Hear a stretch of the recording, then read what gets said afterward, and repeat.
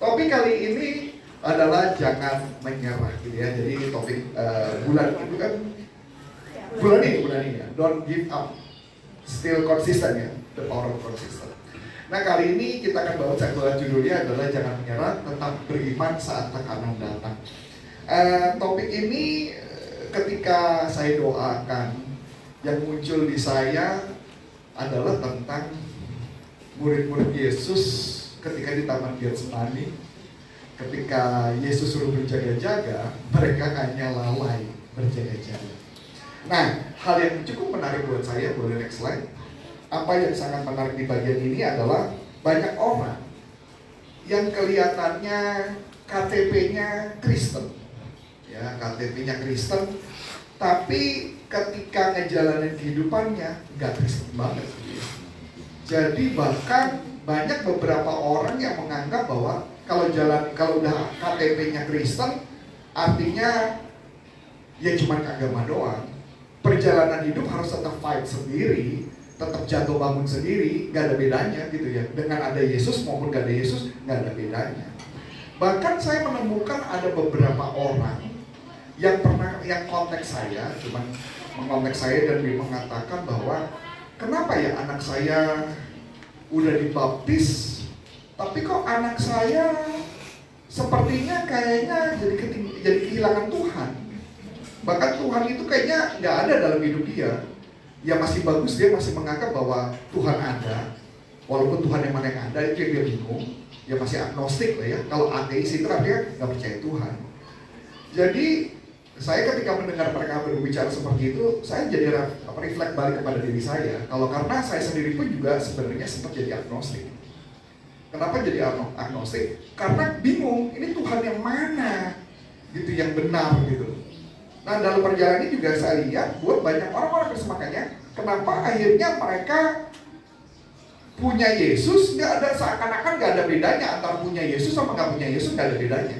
Tidak ada, cuman sama aja, artinya kayak hari ini kita makan ayam goreng atau besok kita makan apa gitu, cuman bedanya itu doang menu makanannya. Jadi agama cuman hanya seperti kayak menu makanan yang hidup itu tidak ada perubahan apapun, nggak ada pergerakan gitu ya.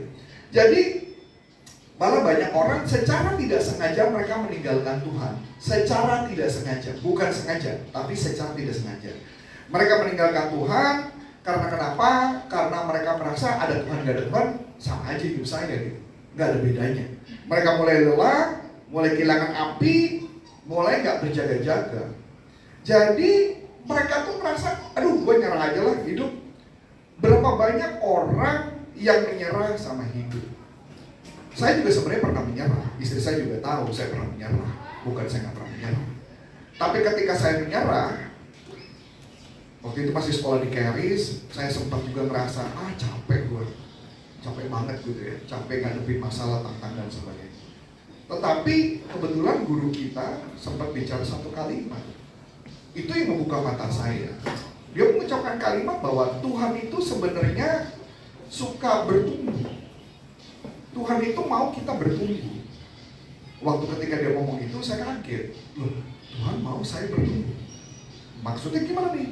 Dia bilang bahwa benih yang ditanamkan itu pasti bertumbuh dan ada prosesnya. Oke, maksudnya sempat akhirnya ada juga satu pengajar kita, saya cuma lupa siapa pengajar itu, ngomong kalau sama seperti kamu punya satu rumah itu kamu beli, terus rumah itu kamu anggurin, nggak diolah, dibiarin aja rumahnya itu nganggur, kosong, itu sama aja kamu lagi menyanyiakan Tuhan. Saya kaget saat itu.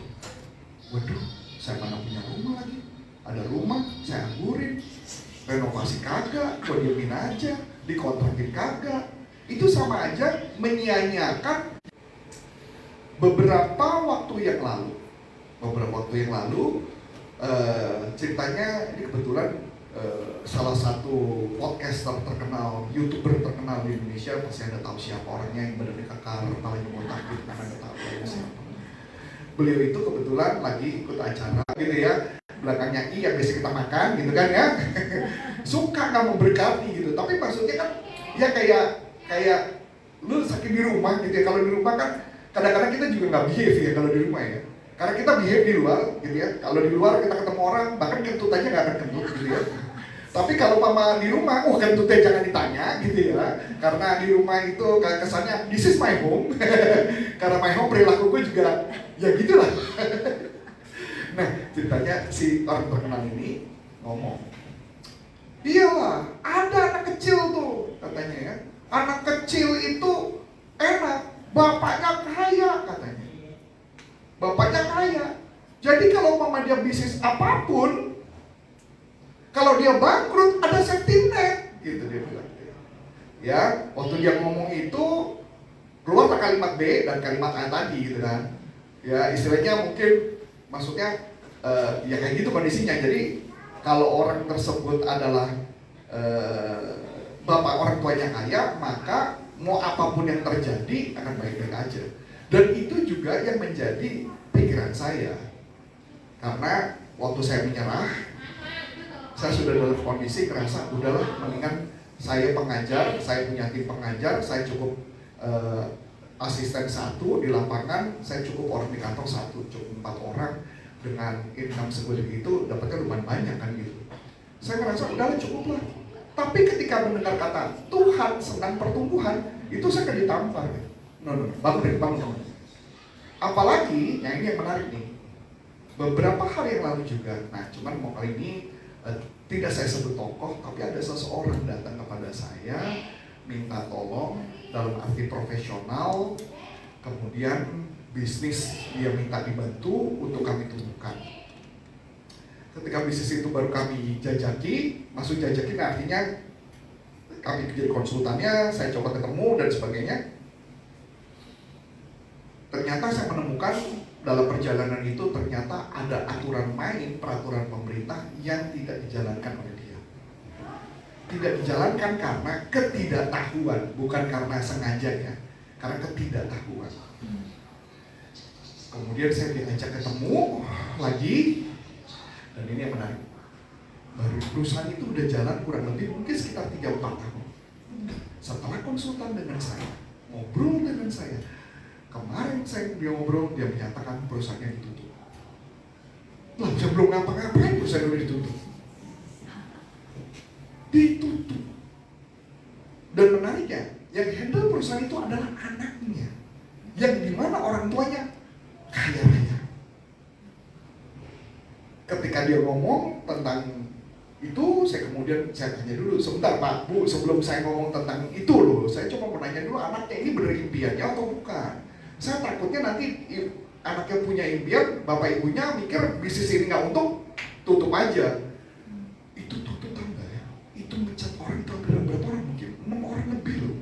6 orang lebih dan gajinya nggak kecil-kecil, itu gajinya gede-gede loh. Saya sampai gede-gede. Ya walaupun dia menunjukkan ada bisnis lain yang menurut saya bisnis itu opportunity-nya lebih bagus. Cuma benarnya adalah bisnis itu 3-4 tahun ketemu saya langsung tutup. Jadi saya jangan-jangan saya adalah coach yang bikin tutup perusahaannya. Nah, singkat cerita saya coba ngomong gambarannya. Jadi bahwa dari situ saya melihat bahwa yang tadi cerita tentang si tokoh Badut Kekar tadi, ini ceritanya berarti hampir mirip kan jadinya. Dengan saya juga ngeliat yang sama. Untungnya, nah ini menarik nih. Ya, untungnya bapak kita adalah bukan bapak biologis. Bapak kita adalah Allah Bapak. Untung anak kita Allah Bapak. Jadi Allah Bapak, mau kita jatuh bolak-balik, mau bangkrut bolak-balik, Allah Bapak cuma bilang, ingat, gue lebih kaya daripada bapak lu di dunia. Amin. Gue lebih kaya. Lu mau minta apa? Gue bantu, gue akan support, gue akan kasih lu hikmat. Oh mahal hikmat, orang tuh biasanya cuma ngasih harta, bukan hikmat. Biasanya ngasih omelan, bukan penguatan. Kamu bisnis yang bener ya, biasanya bapak dunia gitu. Lu yakin nih bisnis gitu ya. Kalau bapak kita nggak pernah marah tuh. Dia kalau kita meminta hikmat, maka dia akan berikan terus hikmat kepada kita. Ini yang menarik buat saya. Nah, inilah yang juga saya mulai berpikir mengenai kenapa akhirnya orang banyak menyerah. Orang give up gitu. Orang merasa udahlah finish lah. Tapi saya ingat bahwa Tuhan sedang pertumbuhan. Saya jadi memutuskan untuk nggak give up gitu. Saya nggak menyerah pada bisnis. Saya nggak menyerah karena saya tahu ini ministry saya. Bisnis itu ministry saya, kan nggak semua orang harus jadi pendeta kan ya. Kalau semua orang jadi pendeta, siapa jadi umat kan? Jadi saya melihat gitu pertumbuhan itu yang saya lihat. Banyak orang yang cuma sekedar KTP dan sebagainya, atau yang tadi yang dilahirkan dari karena agama Kristen, udah dibaptis dengan asumsi anaknya akan baik-baik saja. Dan saya temukan rata-rata anak yang dibaptis itu banyak problem juga. Ternyata dia pun meragukan. Ya, ragu boleh nggak? Tenang, ini gereja bukan gereja penghakiman. Betul ya Bu Bapak? Betul, bukan gereja penghakiman. Di sini adalah gereja untuk orang-orang berdosa, betul? Yang mau bertobat.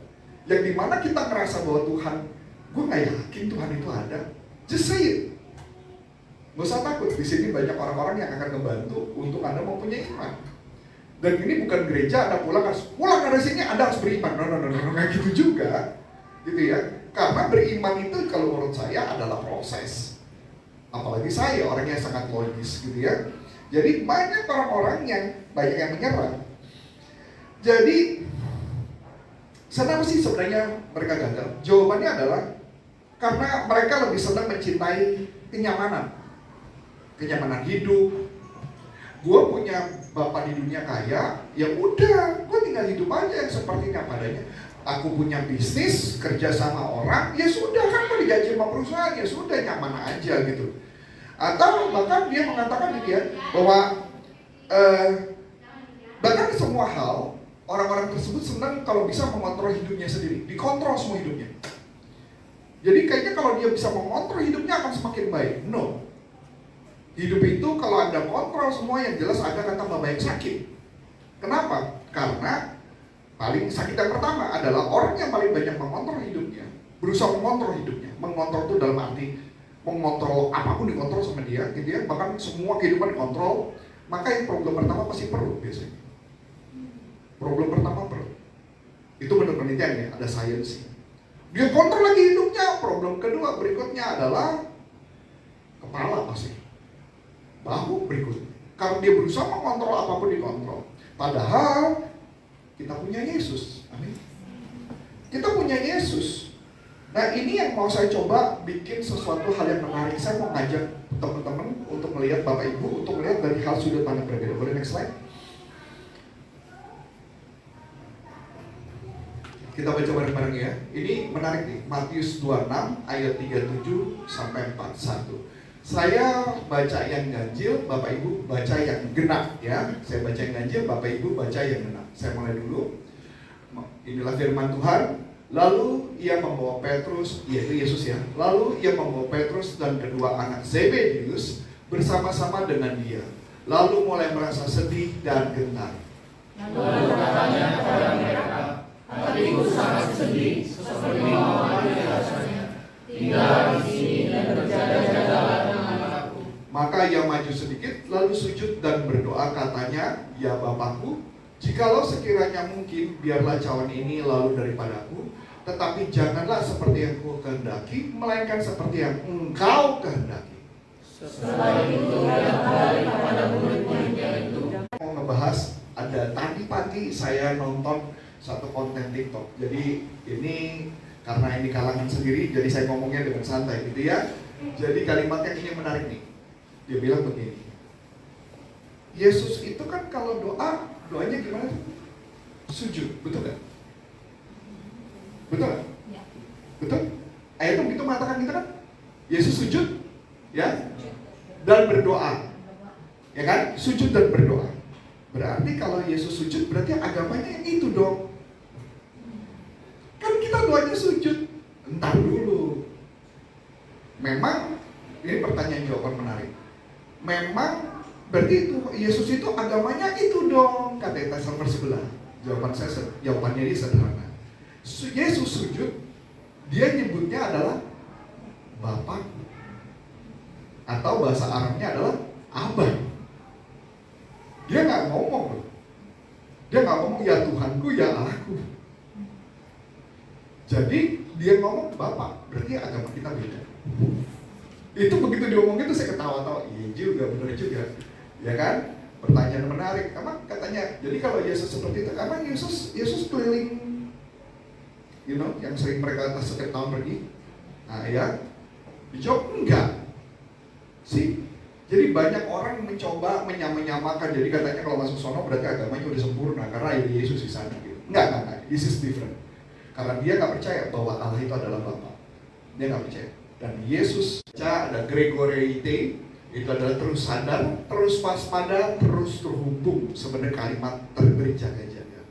Dari sini kita udah ngeliat tuh, berjaga-jaga artinya selalu connect, selalu berjaga, selalu dekat kepada Tuhan. Ini menarik gitu ya. Dalam firman ini kita banyak belajar. Saya belajar banyak dalam firman ini. Ya, kita tahu bahwa Yesus sedang menghadapi penderitaan terbesar dalam sejarah. Kalau teman-teman melihat, Bapak Ibu melihat bahwa Yesus di sini menangis, Yesus di sini seperti seakan-akan mau, ya udah kalau cawan boleh lewat, lewatlah cawannya gitu loh ya, jangan saya. Ingat, konteksnya ini adalah Yesus, dalam konteks ini adalah Yesus 100% manusia. Bukan Yesus 100% Allah dalam konteks ini. Karena yang artinya pengertian cawan adalah dagingnya atau salib itu yang harus dia tanggung sebagai 100% manusia, bukan sebagai 100% Allah. Tapi pertanyaan menarik, ketika dia manusia jatuh dalam dosa, maka manusia itu perlu ditebus. Kalau nggak karena Yesus, maka yang nebus adalah Anda masing-masing, nebus sendiri masing-masing. Hutang Anda berapa? Kayak ibaratnya kalau makan di warteg, tanya absesnya makannya apa, dikasih tahu harganya berapa. Sama kayak Anda ditanya, oh dosa lo berapa? Ini angkanya segitu, tebus terus. Enggak. Karena Yesus yang menjadi 100% manusia, itulah yang menebus kita. Amin. Maka dosa kita sudah ditebus. Yang pertanyaan yang mau saya kalimatnya adalah bukan kalimat yang berkaitan tentang penebusan itu yang mau saya sebutkan. Di sini ada kalimat ia meminta murid. Yesus meminta murid untuk tinggallah di sini dan berjaga-jagalah dengan aku. Tapi kita tahu ceritanya. Habis setelah ini ceritanya, murid-muridnya berjaga atau tidur? Tidur. Berapa kali Yesus bangunin? 3 kali. Gila ya, Tuhan baik banget ya. Kita lagi down, disapa sama dia sekali. Kita down, disapa lagi. Lagi down, disapa lagi. Lama-lama ya sudah, udah tidur aja lalu. Ya enggak? Jadi pertanyaan yang menarik, sebenarnya yang berjaga ini murid-muridnya atau Yesus yang sedang berjaga-jaga sebenarnya? Yesus yang sedang berjaga-jaga, bukan muridnya yang berjaga-jaga sebenarnya. Tapi Yesus yang sedang berjaga, bukan muridnya yang sedang berjaga. Kenapa dia perlu berjaga? Ini mirip kayak waktu Matthew sakit, anak kami Matthew sakit, masuk rumah sakit. Waktu masuk rumah sakit, saya memutuskan saya yang jaga. Ya, sama pasukan datang, ngecek tensi, ngecek temperatur. Begitu juga pagi. Anak saya mah tidur aja dia. Karena kenapa dia tidur? Karena dia tahu dia aman. Karena dia tahu ada bapaknya yang bangun. Bapaknya ngecekin, berapa sus? Berapa ininya? Nah kan selalu saya sibuk nanya, trombosit berapa? Anak saya gak akan nanya. Karena dia tidur, dia santai. Dia kakak yang baik buat saya. Dia cerita, saya cerita. Saya nggak perlu, kenapa saya cerita ke Agatha? Saya suka cerita ke Agatha karena Agatha tidak pernah menjudge buat saya. Tidak pernah melabel, tidak pernah apa-apa. Kadang-kadang orang tua bisa menjudge, orang tua bisa melabel.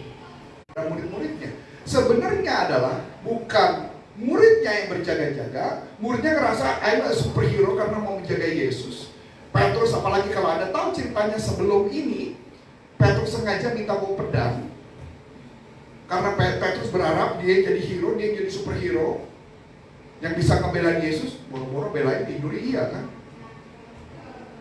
Tapi kalau dilihat kebalikan, sebenarnya berdoa, kadang doanya kosong, nggak tahu isinya apa. Bahkan doanya cuma kayak rangkuman kemarin, isinya sama, berulang gitu. Di sini mungkin pasti ngalamin ya, yang doanya tiap pagi isinya sama. Ya, bahkan doa malamnya doanya sama, yang disebutin sama, urutannya sama gitu. Kenapa? Ya karena tadi, karena kita cuma mengandalkan rutinitas tapi tidak ada perbaikan dalam hidup kita. Makanya Yesus mengatakan, ya kan, roh memang penurut, tetapi daging lemah. Roh itu artinya Roh Kudus, ya walaupun pada saat konteks itu Roh Kudus belum diturunkan, ya. Roh itu penurut. Kalau disuruh apa, dia ngelakuin. Disuruh jaga-jaga, dia ngelakuin. Can we imagine pada saat kita tidur kita cuma ngomong, Bapak, kami percaya bahwa Engkau berjaga-jaga di sekitar kami. Maka saat itu juga, maka kita dijagai. Dia akan jagain kita. Dimanapun kita berada, akan dijagai. Itu fungsinya Roh Kudus. Dan memberikan hikmat, memberikan penghiburan. Jadi bahkan kayak kemarin saya sempat ada diskusi gitu ya, ngobrol dengan guru kami. Saya kebetulan lagi ngambil sekolah teologi tentang kalau orang bunuh diri itu masuk surga atau masuk neraka. Itu kan kalimat-kalimat yang sering banget dibahas gitu ya. Di gereja tertentu mengatakan bahwa kalau orang itu stres, orang itu melakukan tindakan bunuh diri, itu dianggap sebagai jiwanya yang ambil alih. Maka orang itu nggak bisa dinyatakan berdosa. Tetapi yang menariknya adalah, ingat, fungsi Roh Kudus adalah menghibur. Kalau kita stres dan kita tidak dihibur, berarti ada Roh Kudus atau tidak? Kalau nggak ada Roh Kudus, berarti pertanyaannya, sudah menerima Yesus atau belum? Berarti masuk surga atau neraka? Silakan Anda jawab sendiri ya. Jadi sebenarnya apa yang kita mau lihat dari sini? Boleh next slide? Ya, kita melihat di sini bahwa murid-murid lebih mencintai kenyamanan daripada kewaspadaan. Iyalah tidur enak. Siapa bilang tidur itu nggak enak? Ya, manusia lebih memilih istirahat daripada persekutuan dengan Kristus. Dan manusia lebih mengutamakan diri sendiri daripada peperangan rohani, yaitu melawan ngantuk. Jadi, apalagi yang masih ingat waktu ketika kita masih sekolah di Keris nonton video, betapa perjuangan kita nonton video mata ngantuk apa enggak gitu kan. Apalagi yang ngomongnya dosennya guru kita ada satu yang ngomongnya sangat lambat sekali. Itu kita bertahan, kita cuma ingat yang dia omongin cuma tentang daging stick dong yang kita ingat. Yang lain kita tidur. Jadi pertanyaannya itu adalah peperangan rohani sebenarnya. Ya itu yang terjadi gitu. Makanya kalau setiap nonton, setiap mata yang udah mulai ada frame, saya sengaja bangun gitu ya, duduk gitu ya. Nanti lama-lama duduknya merosot, udah mau tidur lagi, bangun lagi gitu. Memang itu yang terjadi. Ya, jadi ini yang menarik ya. Lemah itu tidak ada hubungan tentang kedekatan. Lemah tidak ada hubungan dengan kedekatan. Kenapa? Murid Yesus itu kurang dekat apa sama Yesus? 12-nya ngikutin Yesus, walaupun satu ada yang mengkhianati gitu ya. Satu mengkhianati, sebenarnya yang mengkhianati ada dua lah ya. Yang satu menolak. Ini yang menarik gitu loh. Jadi sebenarnya kedekatan bukan berarti Anda juga nggak lemah. Kalau ada yang orang bilang, aduh coach, gue lagi capek nih, coach, gue lagi lelah nih, itu bukan berarti Anda nggak tersinggung, sebentar doang tersinggung, naik darah gitu ya, kehilangan damai, hidup autopilot kayak kita tadi ya, berdoa, doanya sama, berulang, bangun tidur, doanya sama semua, gitu ya, autopilot, bangun pagi, ya autopilot udah, ini udah kayak sebenarnya kita nggak beda sama zombie, gitu, cuma bedanya ada nyawa aja gitu loh. Kalau zombie nggak ada nyawanya, udah selesai, dan sih cuma itu udah simpel. Hidup autopilot, jalan aja sendiri, gitu ya. Dan mulai ada kompromi kecil, ya dosa-dosa kecil nggak apa-apa lah, nggak apa-apa lah, bong-bong dikit nggak apa-apa lah, kan bongnya bawang putih, nggak ada bawang putih, nggak ada. Udah kita tolak aja lah, proyeknya ngapain sih musik-musik amat? Sumber kita bukan dari dia, sumber kita dari Bapa. Amin. Saya tolak-tolakin, tambah kenceng mengejar dia. Saya tolak itu benar-benar. Sampai saya telepon gitu kan. Hikmat buat kita. Bukan cuma ya, Tuhan memberikan hikmat pada kita. Tuhan membukakan pintu buat kita masuk. Ketika Tuhan memberikan hikmat, membuka pintu, kita masuk. Tapi ternyata pada saat perjalanannya, kitanya nggak berhikmat, kitanya tidak excellent, maka tidak ada order kedua, dan tidak ada order ketiga, dan tidak ada order selanjutnya. Tuhan cuma bekerja, istilahnya yang cuma membuka pintu, tapi sisanya terserah kita nih. Kitanya mau bagus atau enggak. Kalau kitanya nggak bagus, begitu juga kalau kita kerja di perusahaan, jadi karyawan, kalau kerjanya nggak bagus. Itu kan pilihan ya, kalau kerjanya nggak bagus. Saya kebetulan minggu ini meminta 2 orang mengundurkan diri dari perusahaan saya. Kenapa? Ya itu tadi, kerjanya tidak berhikmat. Dikerja cuma sekedar kerja. Udah gitu saya tanya, kalau kamu jadi saya, kalau kamu jadi bos, saya ngomong gitu, kalau kamu jadi bos, jadi saya, apa yang akan kamu lakukan kepada dirimu yang kerjanya kayak gitu? Dia jawab, saya nggak tahu Pak. Lah lu aja nggak tahu tentang diri lu, suruh gue yang tahu. Kalau nggak tahu ya sudah, ya udah Pak, saya mengundurkan diri. Bagus, bulan ini terakhir. Saya gitu aja. Karena buat apa percuma kalau bekerja nggak pakai passion, bekerja dia nggak benar-benar hati. Tuhan punya membuka rezeki, pintunya kitanya yang maksimum atau enggak, betul? Jadi bukan urusan Tuhan lagi kalau Mama bilang, kenapa kok gua dipecat misalkan? Kenapa gua bilang? Jawabannya adalah benernya perusahaan itu dalam kondisi sulit. Kalau kondisi perusahaan dalam sulit, kita bisa mengerti. Tapi kalau pekerjaan yang problemnya adalah bekerja mereka tidak berhikmat, Tuhan nyuruh kita kayak Daniel, bekerja dengan berhikmat, bekerja dengan rajin. Mau siapapun rajanya, don't care. Pokoknya berhikmat. Bisa nggak kita bisa excellent kayak Daniel? Bisa nggak kita excellent kayak Yusuf walaupun dikata-katai katanya habis apa?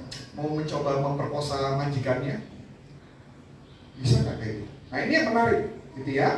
Jadi next slide. Di Matius 26 ayat 38, nah ini kalimat yang menarik ya. Yesus mengatakan hatiku sangat sedih, seperti mau mati rasanya. Dan menariknya, Yesus menyebutkan hatiku sedih itu sebenarnya beberapa kali, bukan satu kali. Bukan satu kali hatiku sedih. Dan Yesus tidak pernah menceritakan kesedihan sampai saudaranya ada yang meninggal, gitu ya. Yang pertanyaan menarik adalah kata yang digunakan adalah lupeo. Kata Latinnya sedih itu adalah lupeo. Ya, di sini disebut namanya lupeo adalah duka cita mendalam. Tetapi ketika itu yang pertama kali ketika Yesus sebutkan di Matius 26 juga sebelumnya. Tetapi setelah after itu Yesus menyebutnya kata lagi, walaupun kalimatnya sama-sama disebutnya sedih, tapi sedih dipakai bukan lupeo, tetapi yang dipakai adalah moneo, yang artinya adalah stres, ini depresi. Kalau saya sering pakai istilah namanya keram otak gitu loh, kayak otak udah gak jalan lagi. Ini ingat ya, ini konteksnya Yesus ini manusia dan saat ini ya, bukan Allah ya. Kalau di sini ada ngomong, Yesus Allah bisa stres, enggak kayak gitu ya. Ini Allah bener-bener kondisinya udah habis-habisan. Di sini kita belajar satu hal bahwa Yesus pun sebagai manusia, dia bisa mengalami stres. Yesus pun sebagai manusia bisa merasakan duka cita. Yesus pun pada saat saudaranya meninggal, yang dibangkitkan sama dia, itu pun dia nangis. Ya, Yesus pun nggak pura-pura kuat, enggak, tapi dia tetap datang kepada Bapa. Dia sujud kepada Bapa dan mengatakan, ya Bapa, kalau boleh cawannya boleh lewat. Tapi bukan kehendakku lah yang jadi, tapi kehendakmu lah yang jadi. Ini yang menarik buat saya yang saya lihat.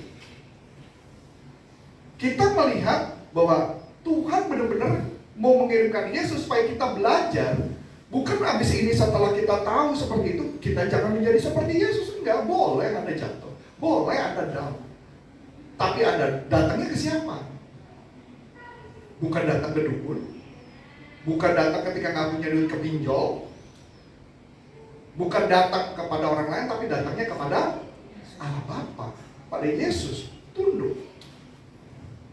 Mau nangis, nangis. Mau teriak, teriak. Mau ada problem, ngomong. Kalau kita baik kok, dia mau dengerin.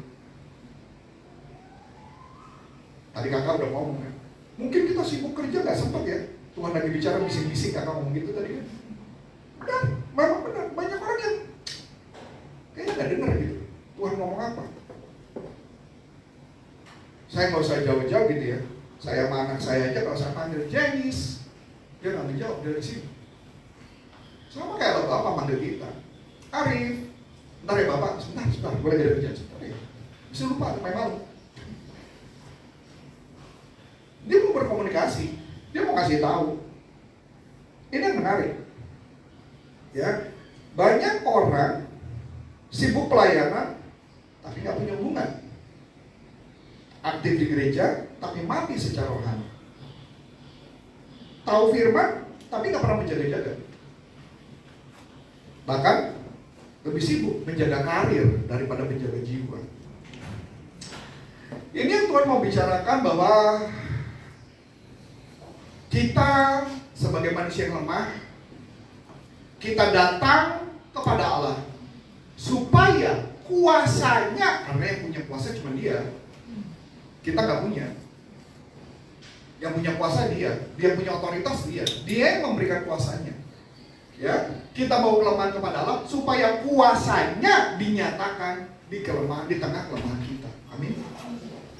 Kalau kita lemah, kuasanya sempurna. Semakin kita kuat, Tuhan bilang, gua gak kirim apa-apa, coba aja. Silakan berjalan tanpa saya. Bisa berhasil? Bisa.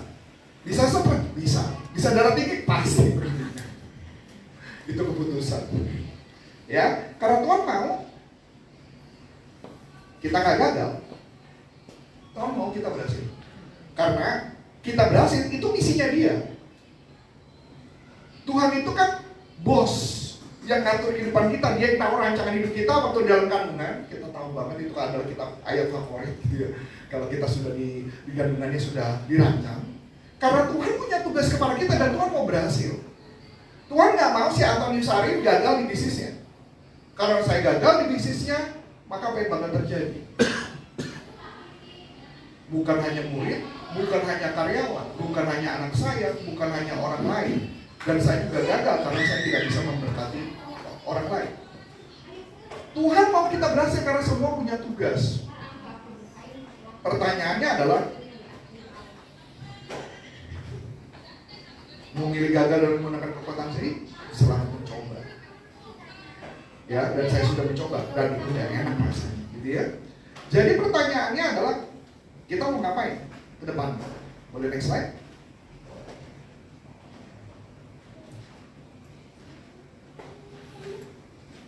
Jawab ya, Yesus bilang di Matius 26 ayat 41, berjaga-jagalah dan berdoalah supaya kamu jangan jatuh ke dalam pencobaan. Roh memang penurut, tetapi daging lemah. Roh penuma, atau kata lainnya bisa juga kayak angin dan sebagainya, itu adalah roh penuma. Ya, dan menariknya, ya, roh itu penurut. Penurut itu adalah katanya protimos, yang artinya willing, eager. Willing itu berarti dia siap sedia membantu kita kalau diminta. Begitu dah. Datangnya ke siapa?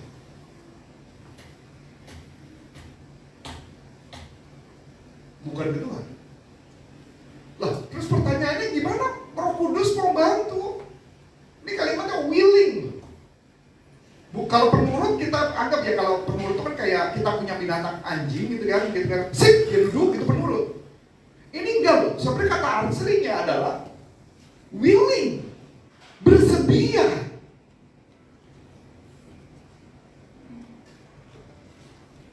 Kita datang kan kepada Bapak, berdoa kan kepada Bapak. Bapak, gue lemah nih Bapak, gue capek Bapak.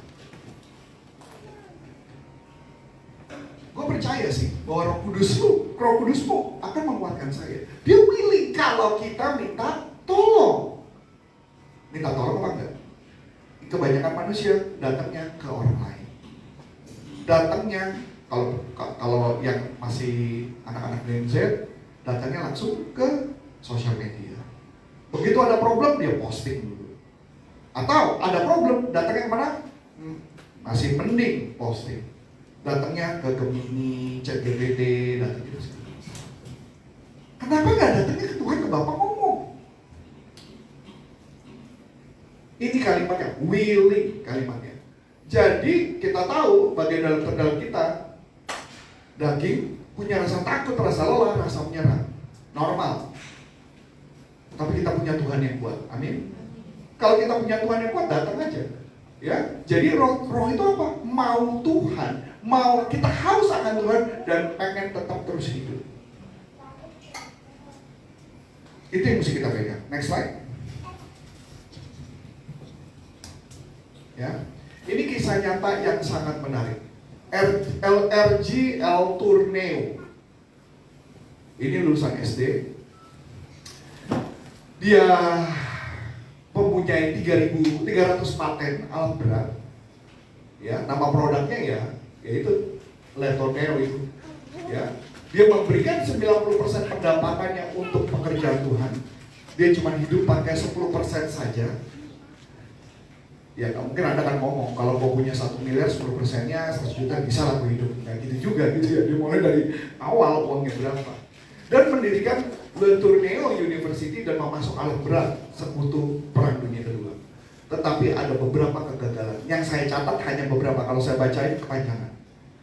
Beberapa kegagalan dia.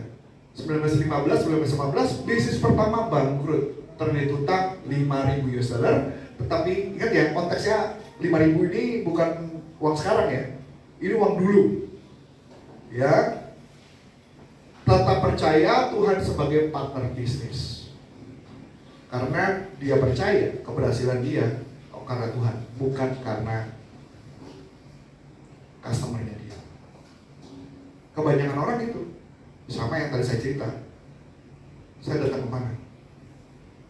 Ke Bapak. Karena Bapak yang memberikan, Bapak yang punya hikmat, saya tinggal aku. 1927 hutang mencapai 100.000 US dollar. Ini zaman dulu lagi 100.000. Depresi besar, menolak dan menariknya. Kondisi itu pada saat itu dia lagi depresi dan dia nolak kerja di hari Minggu dan tetap bayar janji misi. Dia punya misi, dia tetap support untuk misi gereja. Buset, udah punya utang 100.000. 100.000 itu udah zaman dulu 1 miliar. Ya benar ya? 1 miliar dolar, 1 miliar rupiah pada saat itu. Jadi pertanyaan menarik buat kita adalah, sampai punya buku tuh, bukunya keren, Mover of the Man and Mountain. Menggerakkan manusia dan memindahkan bumi. Dia cuma bilang, saya nyekop keluar, beri maksudnya, dan Tuhan menyekop balik. Tapi sekop Tuhan jauh lebih besar. Amin ya. Dan ini menarik buat saya. Dia tak nyerah dalam kondisi itu. Kalau bisa saya bilang dia pahlawan iman, karena udah selesai hidupnya kan. Hidupnya udah selesai berarti pahlawan. Kalau saya belum selesai, masih berjalan. Tapi saya bisa belajar dari pahlawan-pahlawan iman. Mereka begitu teguh, mereka pegang janjinya, janji Tuhan, itu yang dia jalankan. Kebanyakan dari kita suka lemah, betul? Nah, apa yang mau saya kasih gambaran? Yuk, next slide.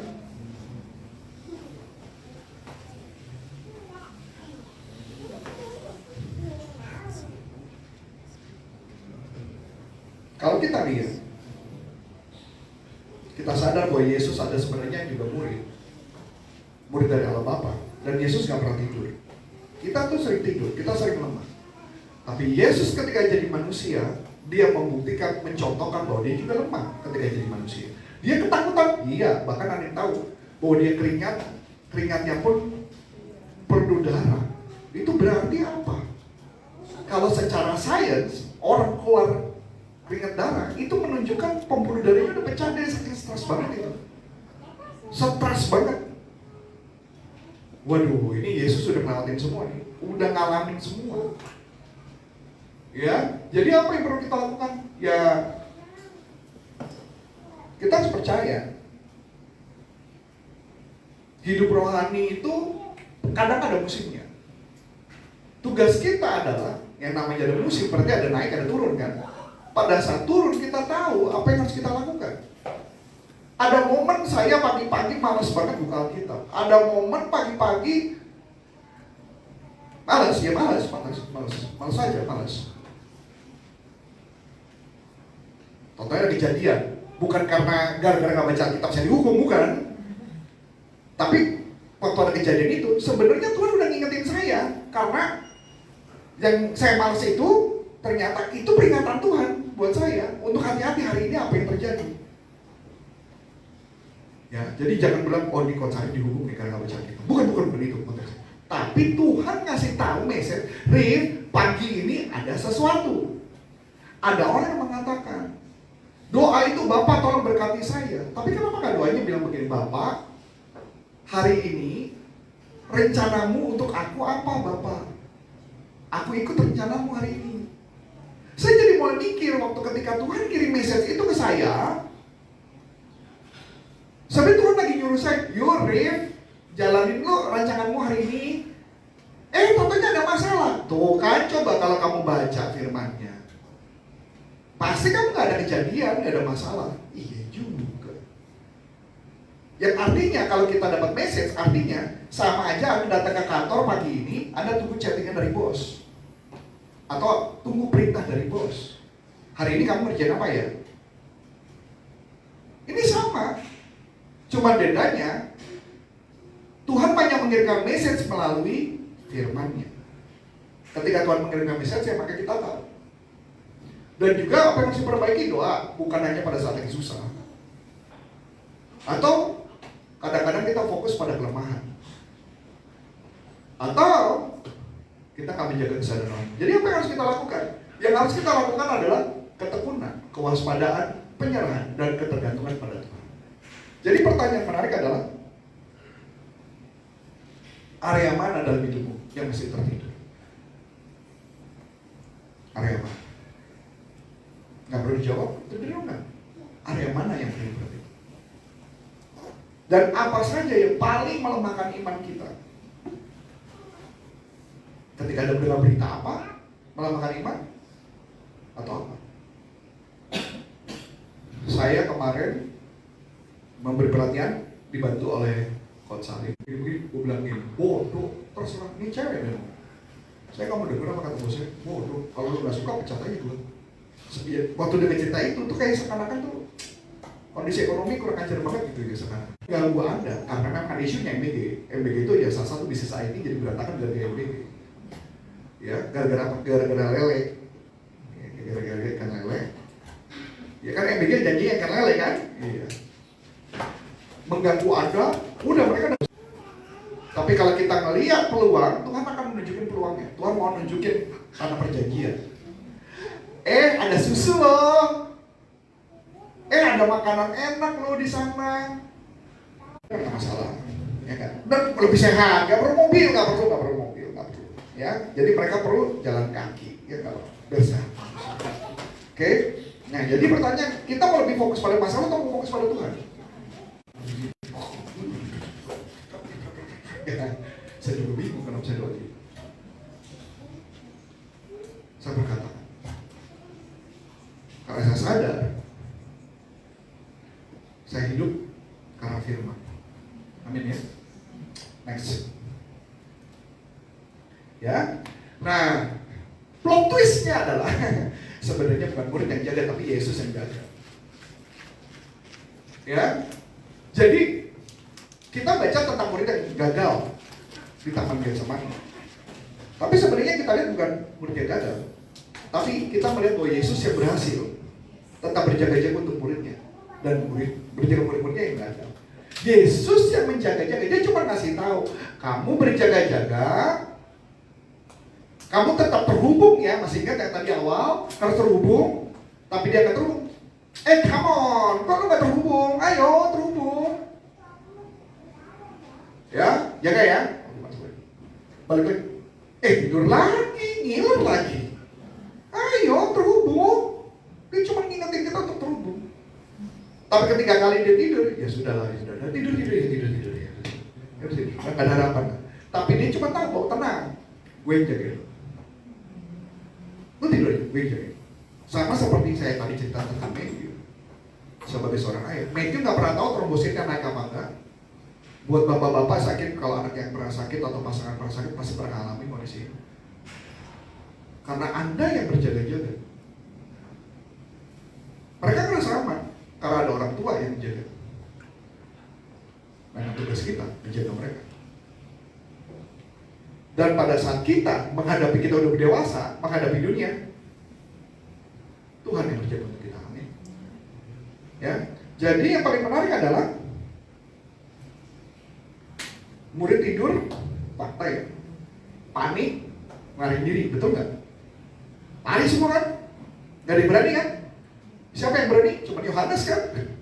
Dan para wanita, wih gila, wanita berani banget di bawah kaki Yesus, di kaki apa? Di kaki salib Yesus. Yang lain pada kabur, takut, tumbang langgang. Petrus mana yang bawa pedang? Nggak muncul. Yohanes, dia berdiri di kaki Yesus bersama ibunya Yesus. Dan Yesus tetap berjaga dan tetap naik kayu salib, walaupun murid-muridnya yang udah diajarin 12 orang sudah fail satu, dan dia melihat ada fail satu lagi berikutnya sambil dicambuk, tinggal satu. Bayangin nggak, Bapak Ibu, Anda membiayai orang, Anda membantu orang sedemikian banyak, keluarin uang, Anda berjuang untuk hidupnya mereka. Pada saat Anda susah, mereka nggak ada. Kalau kita pasti akan ngomong, orang ajar itu orang, nggak tahu dikutuk orang itu. Gue kutuk mereka jadi batu. Pasti pernah ngalamin momen itu, karena ngerasa pernah nolong orang, tapi orang yang ditolong bye-bye. Tapi Yesus enggak loh. Itu kalau saya jadi Yesus ngeliat muridnya nggak ada, itu gue nggak jadi naik kayu salib tuh. Ngapain gue naik? Enak aja lu. Kurang ajar lu semua, lu main pergi lu. Gue mau mati nih. Lu kabur pula gitu kan. Nggak jadi naik gue. Tapi untung Yesus loh ya, dia naik ke atas kayu salib. Sampai dia mengatakan tetelestai, it's finished, it is finished. Saya cuma mikir, gila ya. Ya kalau kita mungkin baca Alkitab nggak gitu. Baru ngehnya ya itu tadi kan. Coba lu lihat berapa orang yang ada di sana. Itu kan peristiwa yang menyedihkan. Bayangin nggak yang mengulung-ulungkan Yesus yang Hosana, Hosana, Raja saya, Raja Yahudi kan ya. Oh ya kan, raja kan, pakai perayaan dan sebagainya. Tapi lu bayangin nggak orang itu di pojok sama berdiri. Mampus lu, syukurin lu. Ayo katanya Tuhan turun lu, gitu kan? Bisa bayangin gak? Mana dia manggul kayu salib lagi, jauh lagi. Makanya kalau di Katolik kan ada jalan salib itu. Lu bayangin gak itu sampai ditipu-tipu, bohong lu, cuy, gitu kan? Ih, kalau gua sih gak jadi naik gua. Gila, masa sih gua rela mati untuk mereka semua yang kurang ajar itu gitu? Gak rela gua. Untung saya bukan Yesus. Ya, jadi next slide. Ini yang menarik. Saat kita gagal, Yesus tetap setia. Amin. Saat kita lemah, Yesus tetap taat. Saat kita menyerah, Yesus tetap naik di atas kayu salib. Aduh. Dia ngelihat orang-orang yang belain dia, yang mengkhianati dia, dia tetap jagain. Dia tetap jagain karena dia tahu kalau dia jagain mereka, dia naik ke atas kayu salib, dosa-dosa mereka semua ditebus. Tapi kita kalau manusia ngeliat kayak gitu, mana murid gua? Kok cuma lu doang, Jam? Ini makanya Jam. Lu doang, Jam? Yang bener dong. Yang mana? Telepon dong, suruh mereka datang gitu kan. Yang ngeludahin, yang lempar-lempar juga itu masih kutuk kan. Syukur lu, mampus lu. Itu kalau kita ngeliatin zaman sekarang tuh ya, kita dikatain mampus saja. Lagi bawa mobil, motor, dibilang mampus, kita pasti turun depan kamu. Kurang ajar lu, B, A, gitu kan, pasti kita ngomong gitu kan. Ngatain gua, lu kurang ajar lu. Ini Yesus dikatain aja naik ke atas kayu salib. Aduh. Pasti kita gak berterima kasih. Karena Yesus mau melakukan untuk kita. Jika saat kamu lelah, jangan menyerah. Jangan menjauh dari Yesus. Karena dia gak menjauh dari tangan Tuhan. Dia gak lari. Dia gak lari saat jalan salib. Istilahnya kalau di kapal ngomong jalan salib. Apa? De la Rosa. Apa namanya? Via Dolorosa. Ketika naik, muridnya gak ada, semuanya yang muji-muji dia, katanya mana nih gue pahlawan, tapi lu kabur semua. Gue sendiri. Ya gak sendiri sih, cuma ada ibunya, kayaknya ada beberapa wanita dan ada Yohanes. Tapi dia mau naik. Jadi apa yang kita harus lakukan? Saat lemah, datang Yesus. Saat lelah, datang Yesus. Saat menyerah, datang Yesus. Dia mau memberi kita kekuatan. Tapi bukan berarti Anda hari ini mengatakan gua kuat. Enggak, Anda kuat karena Yesus yang membuat Anda kuat. Kita lemah.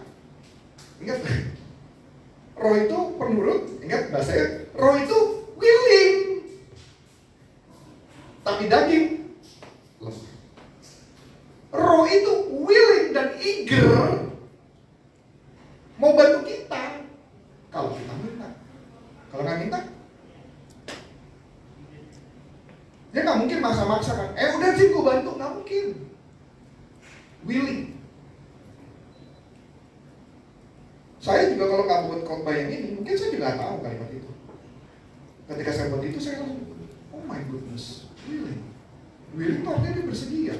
Kalau penurut kan, kayak tadi saya bilang anjing kan, sini, duduk, sit, guling.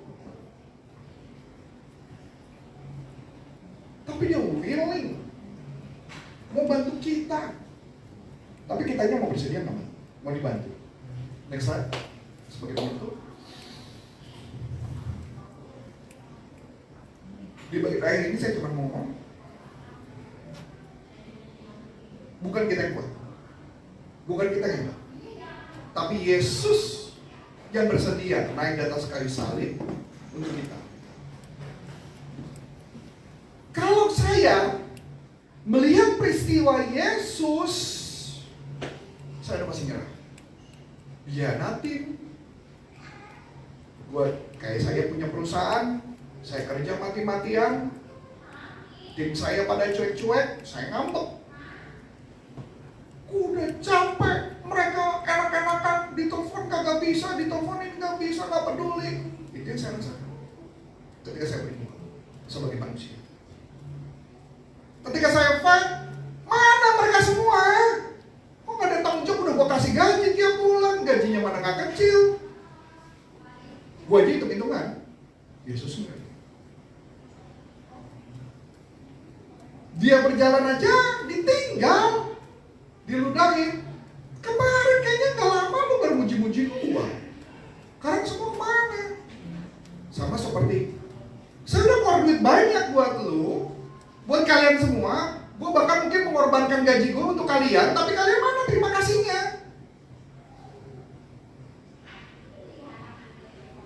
Ini istilahnya kalau Yesus naik kayu salib bukan dia mati, bukan. Dia memang untuk mati, tapi pertanyaannya adalah dia mengalami siksaan itu. Ketika dia mengalami siksaan, lu semua kemana? Katanya lu deket sama gua 12-12-nya. Yang satu udah mati kan, udah bunuh diri kan. Tapi Yesus mau untuk kita. Bukan untuk 12 orang itu, bukan buat orang yang meludah itu, tapi buat seluruh orang di muka bumi yang mau mengaku Yesus sebagai Tuhan dan Juru Selamat. Dan bukan hanya sekedar mengaku, tapi dia mau menerima dengan hati bahwa Yesus adalah Tuhan dan Juru Selamat. Yesus bukan hanya Juru Selamat, tapi Yesus adalah Tuhan. Kalau cuma Juru Selamat aja sudah selesai, enggak, tapi Yesus adalah Tuhan. Yesus gak mau menyerah di tangan Getsemani. Dan dia juga gak mau menyerah sama hidup kalian, sama hidup kita semua. Yesus gak akan pernah menyerah sama hidup kita. Gak akan pernah. Karena dia tahu rancanganmu bukanlah rancangan kecelakaan. Karena dia tahu dia mau bawa kamu ke jalan ke tanah perjanjian. Selama roh kita masih hidup, Tuhan masih bekerja. Selama Tuhan masih bekerja dan Yesus tidak pernah menyerah dalam kehidupan kita. Maka kalimat ayat Matius 26 terakhir adalah tetap berjaga, tetap berdoa, dan tetap beriman. Bukan karena kehebatan kita, tapi karena kehebatan Yesus. Ini kan kebaikan Yesus.